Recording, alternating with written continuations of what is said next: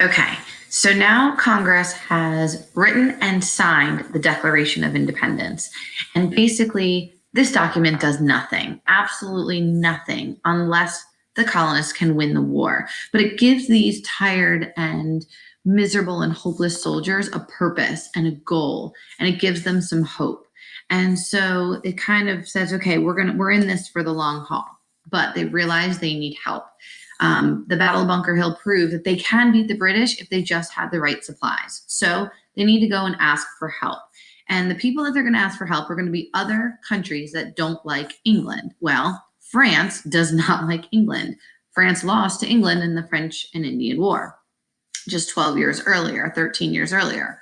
So the colonists decide that they're going to send very well respected Ben Franklin, and off he goes. And Second Continental Congress sent him to ask France for help in the war. So he sails off to France and he says to France, listen, we really need your help. We're not going to beat England without you.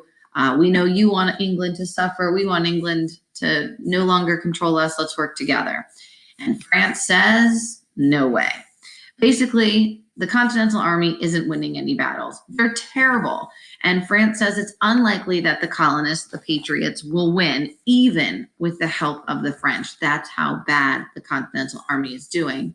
And they basically say, listen, if we give you money and soldiers and resources, it's just going to be a waste.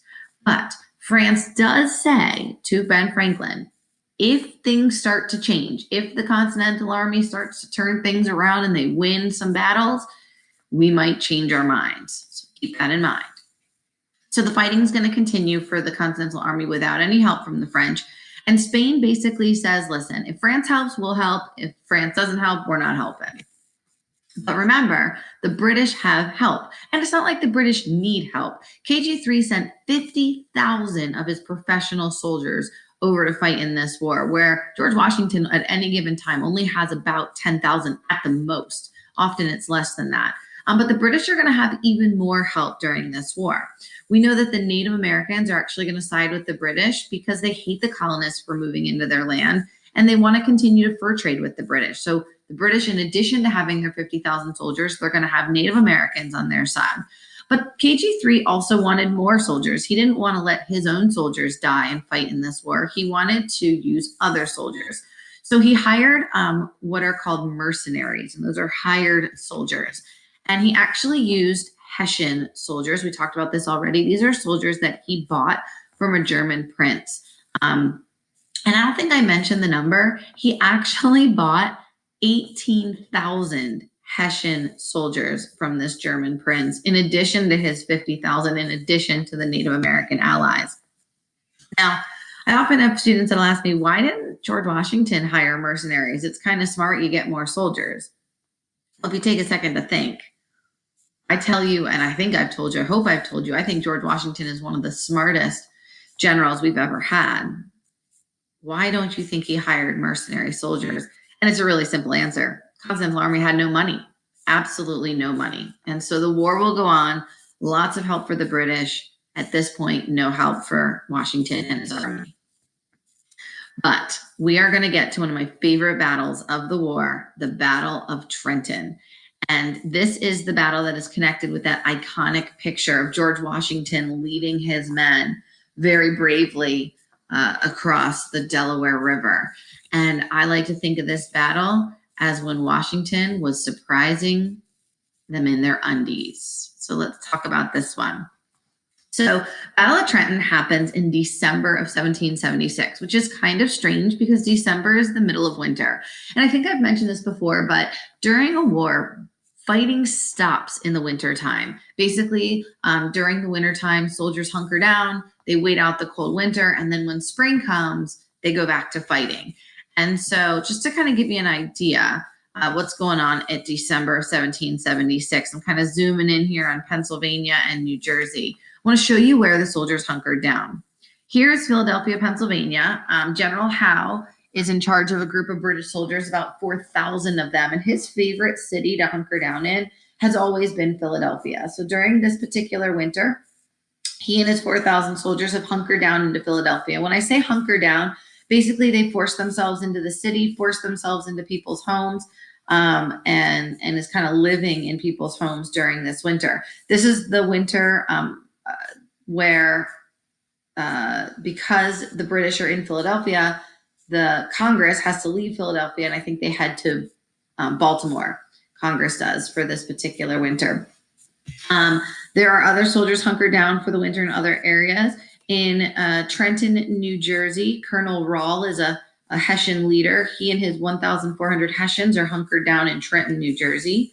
Not far north of Trenton is a town called Princeton, New Jersey. This is where British General Cornwallis is hunkered down with 8,000 of his soldiers. General Cornwallis, you will hear about him later. He is the famous British general from the last major battle of the Revolutionary War, the Battle of Yorktown. So we'll talk about him later. And that just leaves General Washington and where his men are. General Washington does not believe in forcing himself into people's homes. And so Washington always chooses a place to camp, yes, in tents and building small cabins with his men out in the cold rather than forcing himself and his men into people's homes. And he always wants to stay close enough to the British to keep an eye on them, but not so close. So General George Washington and his men are kind of nearby, just north of Philadelphia. And you'll notice the number. Washington is down to about 2,400 soldiers. And that's actually about to get worse because at the end of the year, in about 2.5 weeks, Washington's 2,400 soldiers, their enlistment or their promise to fight in the army is over. And these soldiers, they're ready to go home. They're losing battle after battle, and their time where they promise to fight in Washington's army is over in just about 2.5 weeks. So even though fighting is not supposed to happen and doesn't typically happen in the wintertime, Washington knows that if he doesn't do something soon, he won't have an army to fight with in the spring. And that's going to lead to his plan for the Battle of Trenton. Now, I want you to put yourself in the shoes of General George Washington and look around where the British are. If he's going to choose a British encampment to attack, is he going to attack General Howe with his 4,000 soldiers? Is he going to attack General Rahl with his 1,400 Hessians? Or is he going to go after General Cornwallis with his 8,000 men? Well, obviously, it only makes sense for him to go after the 1,400 Hessians. It's the only group that he stands a chance against. And in order to do that, Washington and his men want to make sure it's a surprise attack, which won't be hard to do because the Hessians are not expecting battles during the wintertime. And George Washington is going to actually pick a day where he thinks these Hessians are going to be even more surprised, and that is the day after a major holiday, Christmas. Because during Christmas time, the Hessians, they're going to be missing their families and they're going to be celebrating in Trenton. They're going to be having a party. They're going to be dancing. There might be having a little bit too much fun, staying up too late. And so Washington is going to use the tired Hessians unsuspecting of their arrival the day after Christmas. So that's going to be Washington's sneak attack plan. Now, in order for Washington to get from where he is over to Trenton, New Jersey, he is going to have to cross a river. And this river is called the Delaware River. And that's where that famous picture that you're used to seeing is from. So let me kind of show you, this is Washington and his men. You can see the ice in the Delaware River. It's the middle of winter time. And here's how the Battle of Trenton is going to work. Step one, Christmas night, while the Hessians are celebrating, Washington and his men will not be celebrating. They will be crossing the freezing Delaware River. And what you need to realize is by this point of the war already, just 1.5 years into this war, Washington's men are already out of supplies. Most of them don't have blankets. They don't even have shoes on their feet anymore. And it is just so very cold, but they are going to cross the Delaware River. Once they do, they will get to the New Jersey side of the Delaware River, and they still have 9 miles to march that morning to reach Trenton by 8 a.m. to surprise the Hessian army before they even get out of their beds in the morning. This will be a successful raid. This will be a successful sneak attack, and the Americans are going to capture about 1,000 Hessians, and there will be no American casualties. That is how awesome that this plan went out.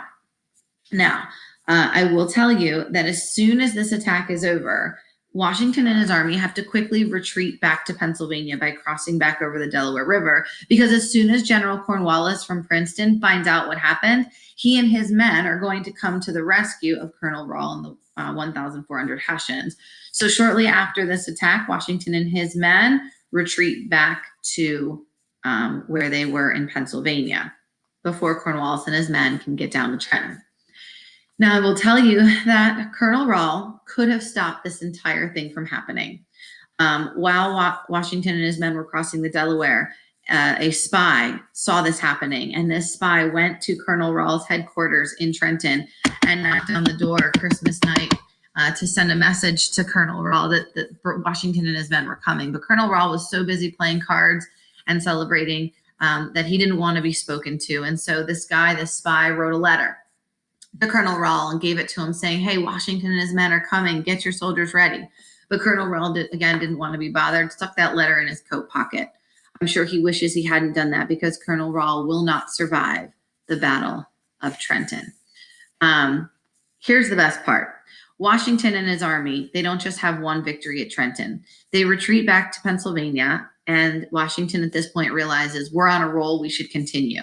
So he quickly marches his men back to Trenton, in which case, by this point, Cornwallis and his men, most of them have come down to Trenton, leaving about 500 men back at Princeton. And so there's a little fight between Washington and Cornwallis and his men, but then the sun sets. And Washington and his men have a plan. They, where they're camping, they light a ton of fires, enough fires to make it look like all of Washington's army is there, when in fact it's only about 100 or so of Washington's men are tending to these fires. And in the meantime, the rest of Washington's army are sneaking back up to Princeton. Over 2,000 of Washington's men now are up at Princeton, where, remember, Cornwallis only left about 500 of his men. And so Washington and these 500 men have a battle, the Battle of Princeton, and Washington wins. The Continental Army retreats back to Pennsylvania, having not only the victory at Trenton, but now also the victory at Princeton. And what's great about a victory of a battle is you get all of the supplies, all of the weapons, all of the clothing, all of the food that you can gather and bring back home with you. This was not a single victory. This was a back-to-back double victory, the victory Washington desperately needed. I hope you enjoy the Liberties Kids episode that comes with this one. It is a great one.